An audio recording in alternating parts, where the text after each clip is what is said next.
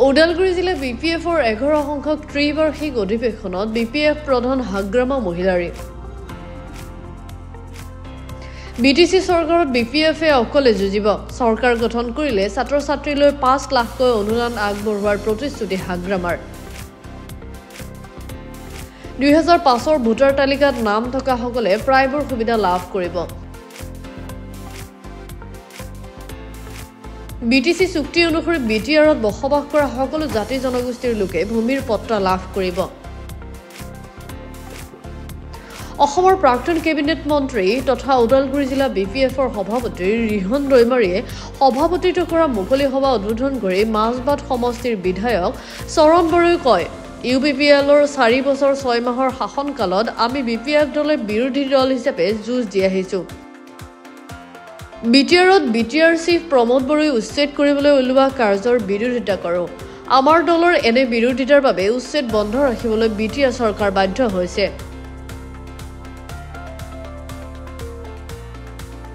তেওঁ বিটিআৰ চৰকাৰে গ্ৰহণ কৰা বিভিন্ন আঁচনি কঠোৰ ভাষাৰে সমালোচনা কৰে মুকলি সভাত যুৱ বিপিএফৰ সভাপতি ৰিঞ্জয় বড়োই কয় এতিয়া ইউপিপিএলৰ কথাবোৰ মিছাত পৰিণত কৰা হৈছে অৰুণোদয়ৰ কথা কৈ মহিলাসকলক কৰা ৰাজনীতি বন্ধ হৈছে কাৰণ এতিয়া চৰকাৰে অৰুণোদয়ৰ আঁচনি বন্ধ কৰিছে ইয়াৰ লগে লগে মহিলাক লৈ কৰা ৰাজনীতিও বন্ধ হ'ল যুৱকসকলক চাকৰি দিয়াৰ প্ৰতিশ্ৰুতি দিয়াৰ ক্ষেত্ৰতো ব্যৰ্থ হ'ল উন্নয়নৰ ক্ষেত্ৰত এটা ডাঙৰ শূন্য ওদালগুৰি জিলাৰ 5টা সমষ্টিত বিপিএফৰ জয়ী হোৱাটো নিশ্চিত বুলি উল্লেখ কৰে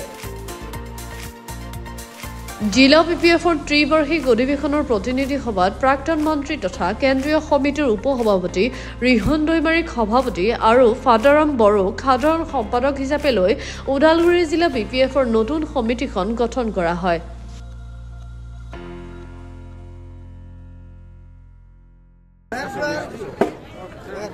যেটো 5 বছৰ যেটো কাম 5 বছৰ কাম কৰি এপ্ৰিল মাহৰ 8 তাৰিখে পিছত মই কৈছোঁ যদি আগৰ নিচিনা যদি ডিচেম্বৰ মাহত যদি নিৰ্বাচন হয় তেতিয়াহ'লে 6 বছৰ ৰান কৰা হ'ব এইটোতো যুক্তি নাই 5 বছৰ কাম এপ্ৰিল মাহত 8 তাৰিখত কাৰণে নিৰ্বাচন হ'ব কাৰণ যিটো নিৰ্বাচন এই নিৰ্বাচনত আমাৰ বিপিএফ দলৰ যিটো প্ৰস্তুতি বিটিসি নিৰ্বাচন খুব ভাল ওদালগুৰিৰ পৰা আৰম্ভ কৰি কোকৰাঝাৰলৈকে আমাৰ পৰিচয় একাবৰত আছে সুন্দৰ ঘূৰি আহিব আপুনি 100% খাম্পা বৰ্ডাৰী কি বিজেপি খাম্পা বৰ্ডাৰী কথাটো ময়ো শুনি আজি খাম্পা বৰ্ডাৰী নাগৰিকা এই বিজেপিৰ কেৰুৱা দলৰ কপি পিন্ধা বা মালা পিন্ধা